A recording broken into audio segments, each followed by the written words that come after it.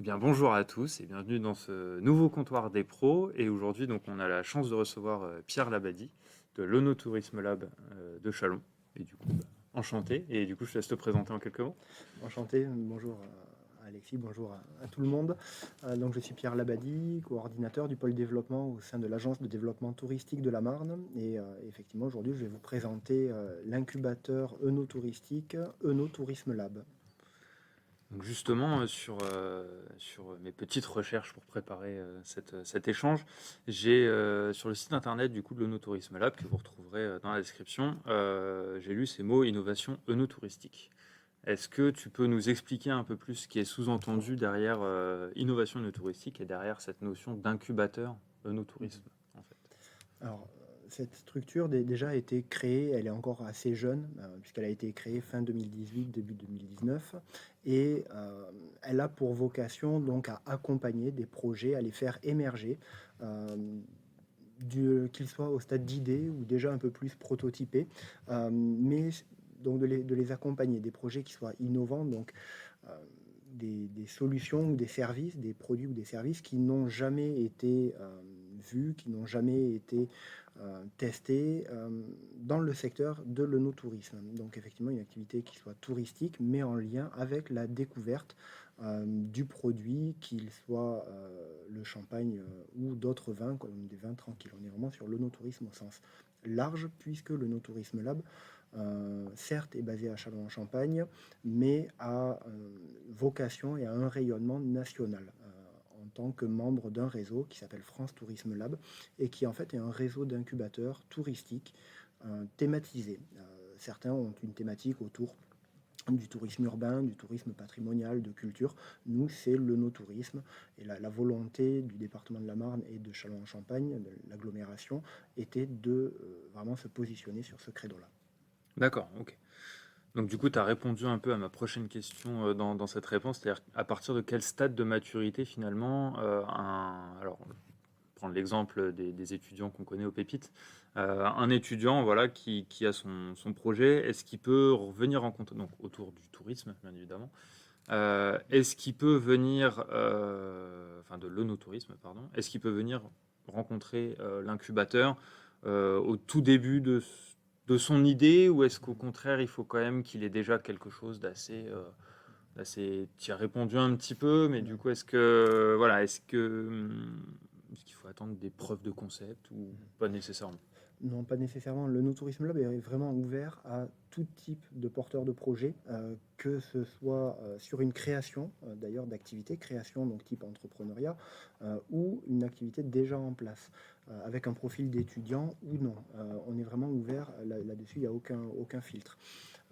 On est également ouvert à collaborer, à accompagner des projets depuis le stade de l'idée, vraiment se dire, tiens, allez, on a discuté avec des potes la dernière fois, on a une idée farfelue, tiens, si on l'étudiait sérieusement.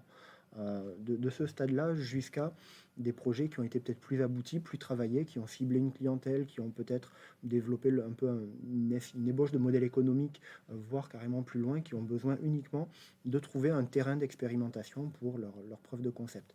Donc là-dessus, on est vraiment ouvert à toute forme, le tout, et ça je pense que c'est hyper important, en bonne cohérence, en bonne complémentarité avec les structures existantes. Que ce soit le Creative Labs, que ce soit Pépite, euh, on n'a aucun complexe à l'Onotourisme Lab à se dire peut-être que demain on n'est qu'un élément ou on n'est qu'un partenaire, un intervenant d'un parcours qui est mené par un collègue, que ce soit au Creative Labs ou avec Pépite, dès lors qu'il y a un besoin no touristique. Ok. Donc on peut vraiment venir à partir de la petite idée jusqu'à des projets déjà bien entretenus. Est-ce que tu as une idée, enfin pas une idée justement, un exemple plutôt d'entreprise, de start-up qui est passé par le No Tourisme Lab et qui a fonctionné pour qu'on s'imagine un peu plus Oui. Alors j'ai au moins un exemple pour illustrer le schéma étudiant et idée qui est vraiment à la genèse, au début, Ok, à ses prémices. C'est en l'occurrence une société qui s'appelle 120, ok, 120 parfums. C'était une étudiante à Grasse dans un parcours de parfumerie. Donc son but, son diplôme visait à la faire devenir né, comme on dit. Ouais. Et elle s'est dit, tiens, moi je suis en Champagne, j'aimerais bien pouvoir travailler sur la stimulation des sens et l'ambiance olfactive qu'il peut y avoir quand on est dans des lieux touristiques champenois. Donc vous voyez, le no-tourisme, ça peut prendre cette forme-là, c'est assez large.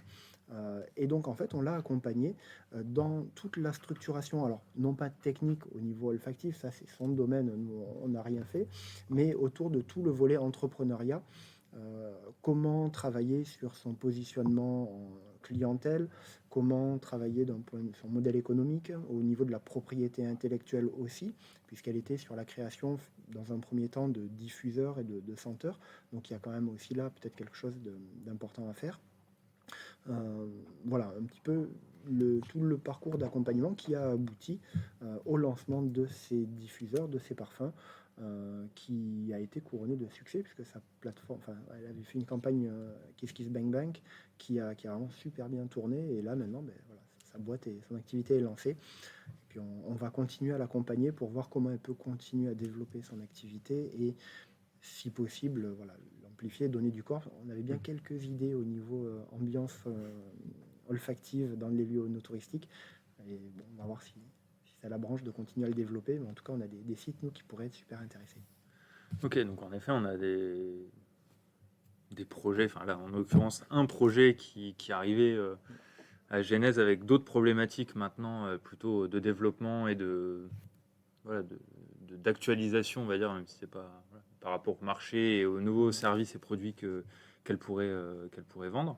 Alors concrètement, là, on va rentrer dans le vif du sujet. Alors, peut-être le moins passionnant, mais en même temps, il faut passer par là. Je suis étudiant, alors étudiant ou non du coup, mais je suis étudiant, j'ai un projet œnotouristique. Comment ça se passe pour rejoindre le No-Tourisme Lab? Alors, ça se passe de la manière la plus simple possible. On a soit sur le site internet un formulaire de contact, soit les coordonnées directes de la personne qui est en charge de l'accompagnement des projets. Et donc, en fait, il suffit simplement de prendre contact avec cette personne par l'un ou l'autre des canaux. Même à la limite, ça nous est arrivé par la page Facebook Pro ou par le LinkedIn Pro dans la messagerie. Euh, voilà, pour dire, hey, j'ai une idée, est-ce qu'on peut la creuser? Et nous, à ce moment-là, on va se rapprocher, programmer un premier temps d'échange pour dégrossir, voir un petit peu l'idée et puis ensuite, si on enclenche un parcours d'accompagnement, travailler de manière un peu plus méthodique sur la faisabilité de l'idée, enfin, voilà, passer par tous les stades finalement de l'idéation entre j'ai un super truc et puis est-ce que ça va passer au crible de la faisabilité. Ok. Donc là, on rejoint très simplement, j'ai envie de dire, du coup, en prenant simplement contact. On rejoint toute l'année ou est-ce qu'il y a des périodes, on va dire, des temps forts d'appel à candidature ou autre, ou est-ce qu'à n'importe quel moment de l'année, on peut rejoindre Alors en fait, on essaie de rester le plus souple possible. L'idée n'émerge pas entre, je vais dire, le 15 février et le 15 mars. Bon, donc c'est toujours un peu dur de ne fonctionner que par appel à projet. Bien entendu, on fonctionne par appel à projet, j'y reviendrai après. Mais le but, c'est à tout moment de l'année de ne pas hésiter à nous solliciter pour qu'on puisse démarrer le plus tôt possible finalement l'accompagnement, les échanges, même si ce n'est pas formalisé au sein d'un parcours d'accompagnement renforcé. Voilà, au moins il y a peut-être déjà des premiers échanges, des premiers temps de discussion pour aider à cadrer, affiner les projets. Par contre, bien souvent, ce que l'on fait pour rentrer dans des parcours d'accompagnement qui sont renforcés, là vraiment avec du coaching sur beaucoup d'aspects, on va demander quand même aux porteurs de projets avec lesquels on échange de s'inscrire dans l'appel à projet. On en a un par an et ça permet de formaliser, en fait, si vous voulez, de servir un peu de test de faisabilité. Donc là, on passe devant un jury. Ce jury décide ou non d'officialiser un partenaire et une entrée en incubation, en fait. Tant qu'on n'est pas passé par ce stade-là, on ne peut pas parler vraiment d'incubation, mais plus d'appui, d'accompagnement par le No-Tourisme Lab. Ok, j'imagine que alors, les formes d'accompagnement, on y reviendra après parce que je pense que c'est hyper intéressant, puis c'est ce qui fait aussi toute la plus-value. La partie qui peut peut-être un peu fâcher ou pas, du coup, le coût. Si je veux, si du coup je passe ce comité après l'appel à projet et que je suis accepté en incubation, est-ce que j'ai quelque chose à payer? Est-ce que voilà, combien coûte cet accompagnement? Alors le coût, je vais redécouper en 2. Sur la partie, voilà, juste on rentre dans un échange, dans une forme d'accompagnement de premier contact, Mmh. ça c'est entièrement gratuit. Voilà, en fait le temps agent est pris en charge sur les budgets de l'Eno-Tourisme Lab et par nos partenaires financiers. Euh, mais ce que l'on a décidé aussi pour limiter le frein d'un point de vue économique, c'est de faire en sorte que les projets qui sont incubés, donc avec un accompagnement renforcé, eux vont quand même finalement avoir, enfin, ne vont rien avoir à payer. Finalement, tout le coût du parcours d'accompagnement, tout le coût du coaching est pris en charge par les partenaires qui sont là, Chalon Agglomération et le département de la Marne. Oui, c'est très intéressant puisque du coup, une fois qu'on est incubé finalement, et même avant, tout est pris en charge par le No Tourisme Lab et ou par les partenaires de l'Ono Tourisme Lab. Mais concrètement, comment se passe l'accompagnement? Comment se passe l'incubation? C'est-à-dire que j'ai noté coaching, j'imagine qu'il y a des rendez-vous individuels, peut-être des choses en collectif. Tu parlais tout à l'heure de France Tourisme Lab. Concrètement, comment est-ce qu'un incubé s'implante et va se nourrir de cette incubation et qu'est-ce qui s'y passe? Tout à fait. Alors, dans un premier temps, en fait, nous, c'est ce travail partenarial au sein notamment de France Tourisme Lab, mais aussi au sein de l'écosystème local, qui est important dans la mesure où, par le passé, France Tourisme Lab nous a apporté des projets, nous a dit, bah, tiens, moi j'accompagne un porteur de projet, ou un des incubateurs nous a dit qu'il accompagnait un projet qui avait vocation à avoir une application dans le secteur touristique, et donc nous, on a travaillé avec eux. Et vice-versa. Et du coup, comment on a travaillé avec eux, pour répondre à ta question, on travaille avec eux effectivement principalement sous des formats qui sont individuels. Et au-delà d'individuel, c'est vraiment des parcours personnalisés. En fait, l'idée, c'est vraiment d'avoir une méthodologie, somme toute assez classique, où on va identifier au sein du business model Canva les différents points, voir si chacune des cases du Canva a été développée, travaillée, si en gros elle est passée au feu vert. Et s'il y a besoin de travailler derrière, on va soit effectivement avoir des leviers de format collectif, dès lors qu'on va être plutôt sur de la méthodologie, par exemple, comment construire mon prévisionnel. On est sur plutôt de l'outil transversal, donc plusieurs porteurs de projets qui ont ce besoin pourront suivre un atelier en collectif. Par contre, pour d'autres, par exemple, quand on va parler du positionnement de la clientèle, la proposition de valeur, là on va plutôt on peut être sur des formats collectifs, mais aussi individuels, avec une personne qui connaît le secteur de l'œnotourisme et qui va pouvoir venir nourrir finalement la réflexion autour des cibles de clientèle, selon que ce sont du grand public, du pro, et du pro, est-ce que c'est plutôt du vigneron, est-ce que c'est plutôt un office du tourisme parce que je veux vendre dans leur boutique. Voilà, il y a différents formats qui tournent tous autour du coaching. Et surtout, un format qui pour nous est vraiment très important, c'est celui de l'implantation et de l'aide à l'expérimentation finalement. On aimerait, et c'est vraiment notre ambition, faire en sorte que les vignobles français, plus particulièrement champenois et marnais, soient vraiment des laboratoires où on puisse tester finalement les produits œnotouristiques ou les solutions œnotouristiques de demain, solutions innovantes de demain. Donc, tout autant de façons d'être accompagné et d'avoir des réponses à ces questions et d'avoir de nouvelles questions pour toujours faire avancer son projet. Euh, alors, une des questions que j'avais notées, c'est est-ce qu'il y a un espace de coworking? Où est-ce qu'on vous trouve aussi du coup le No Tourisme Lab, parce que tu dis Chalon. Ouais. Où est-ce qu'on vous trouve? Est-ce qu'il y a un espace de coworking? Enfin voilà, est-ce que quand je suis incubé, j'ai un lieu, un lieu de travail ou... Alors, le No-Tourisme Lab est un peu particulier en ce sens qu'il est hors les murs. On n'a pas vraiment d'espace de coworking Ok. attitré ou de salle de réunion. Bien entendu, il y a les locaux de l'agence de développement touristique où on peut mener des rendez-vous. Mais dans la mesure où on n'a pas un périmètre géographique restreint, défini, et où on accueille des porteurs de projets de provenance géographique vraiment différentes, on essaie de s'adapter et de travailler vraiment dans du sur-mesure, Ok. quasiment systématiquement. Je prendrai l'exemple d'un projet qu'on accompagnait pour lequel la porteuse était basée à Épernay. On a activé au sein de notre réseau finalement un partenariat avec PEPS, Mm. la pépinière d'entreprise de l'agglomération d'Épernay, qui est partenaire de l'Eno-Tourisme Lab. Et on a fait en sorte qu'elle ait à sa disposition, dans les locaux de PEPS en Champagne, un bureau pour pouvoir travailler, mener ses rendez-vous, etc.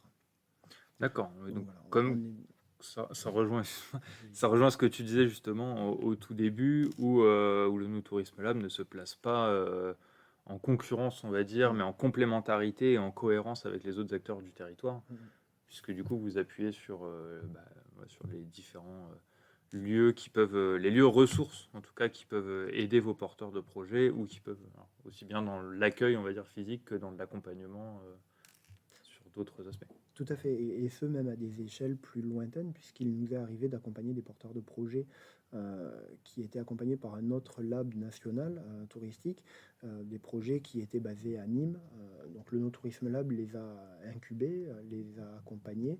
Euh, voilà, bien entendu qu'on allait, enfin, même si on avait des bureaux, des espaces de coworking à Chalon, on n'allait pas lui demander de venir travailler. Oui, Donc on adapte le parcours. c'est Mais sûr. par contre, au sein de ce partenaire, elle a pu bénéficier d'espaces. Donc on est vraiment dans, on essaie de travailler de manière collective et intelligente dans l'intérêt des porteurs de projets pour créer des conditions d'émergence et de réussite de leur idée.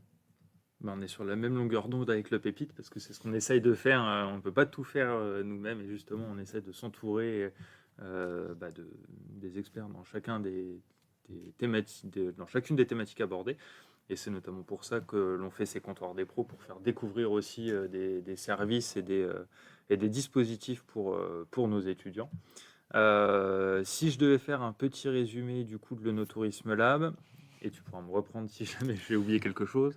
Donc si je suis, donc qu'importe étudiant ou pas étudiant, mais si je suis porteur d'un projet euh, ou d'une simple idée avec de l'onotourisme à l'intérieur, euh, je peux vous contacter n'importe quand dans Mm. l'année. Il y a une prise de rendez-vous qui se fait voilà, pour échanger, etc. Il y a la participation à un appel à projet avec le passage devant un jury pour, on va dire, mettre les choses, sortir les choses et voir si le jury accepte l'incubation et voir du coup si le projet est assez mature et assez mûr pour y aller. Ensuite, je bénéficie d'une incubation sur mesure en fonction de mes besoins, alors en collectif ou en individuel, et puis en parallèle de tous les partenaires que vous pouvez avoir. Et puis, je continue même d'être accompagné une fois que ma société est lancée et que je dois me développer. Ouais, tout à fait. On aime bien, pour finir là-dessus, continuer à garder le lien Oui, et puis voilà, ne pas juste avoir une action ponctuelle de dire allez hop, on vous a aidé à vous oui, lancer, maintenant on vous met un coup de pied au derrière et puis allez voler quoi. Non, on essaie quand même de oui, c'est garder un peu de lien et voilà, parce que c'est toujours intéressant et dans la vie d'un projet, bien souvent, ils sont lancés et puis sans forcément parler nécessairement de pivoter, de changer radicalement son positionnement, mais voilà, il y a toujours des des phases ajustements, d'ajustement ouais. et c'est hyper important d'être aux côtés des entreprises pour les aider tant techniquement qu'humainement à voilà, accepter ces changements et dévier d'une idée qui était parfois l'idée d'origine à laquelle on a avec laquelle on a beaucoup d'affect, mais voilà, d'arriver à s'en détacher pour faire en sorte que ce soit viable. Alors, du coup, j'ai quelque chose qui me vient tout de suite en t'écoutant. Si vous gardez le lien avec les anciens incubés de l'Onotourisme Lab, est-ce que des fois ils viennent faire des retours aussi pour les nouveaux? Est-ce qu'il y a pas une passation, mais un peu une rencontre entre des anciens de l'Onotourisme ou Alors, pas nécessairement? Enfin, on avait commencé à le faire, à travailler sur cette notion un peu d'alumni, ouais. comme on dit, donc Mm, les promos d'anciens, mm. parce qu'on trouvait ça assez intéressant et finalement c'est quelque chose qui aujourd'hui, je ne vais pas mentir, on a relativement peu fait, mais voilà, on a deux, trois idées Deux, trois un peu idées. sous le coude et dès qu'on a un peu de temps, on va essayer de le mettre dans dans le parcours. Donc affaire à suivre, finalement. Il y a du nouveau à venir. Eh bien, écoute, je pense qu'on a fait le tour. Je pense qu'on a fait à peu près présenter le No Tourisme Lab. Est-ce qu'il y a quelque chose qu'on aurait pu oublier ou quelque chose que tu voulais rajouter? Écoute, Là, non, comme pour ça. moi, à part Non, merci, merci Pépite, je suis pas de ravi souci. d'être venu, et puis bon, je pense qu'on se recroisera par là au Ah sein oui, de toutes c'est les sûr. actions qu'on peut mener collectivement. Tout à fait. Et du coup, bah, nous, nos étudiants, vous savez maintenant vers qui vous tournez si vous avez un projet no touristique. Alors bien évidemment, vous pouvez venir nous en parler et venir en parler donc à l'Ono Tourisme Lab. Ils seront très accueillants et vous aideront dans vos démarches. Et puis voilà, merci à tout le monde, à tous de nous avoir suivis et écoutés. À très vite pour des nouvelles aventures avec le No Tourisme Lab en 2024. Avec plaisir. Ça roule. Au revoir. Au revoir.